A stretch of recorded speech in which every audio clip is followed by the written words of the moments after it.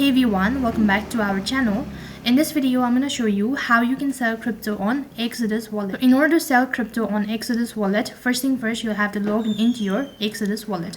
Once you're logged in, that's going to direct you to the official homepage, and that's going to look something like this. Now, while you're on the homepage, you need to go ahead and tap the dollar icon located in the bottom right hand side corner. After that, it's going to take you to the interface where you can either buy or sell crypto. So since I'm dealing with selling the cryptos, so go ahead and tap the sell button.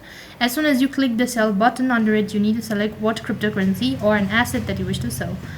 Once you've done that, you also need to select the currency type and the exact amount that you wish to sell. Once done entering the following information, click the continue button located right at the bottom. And lastly, you will be asked to confirm all of the information.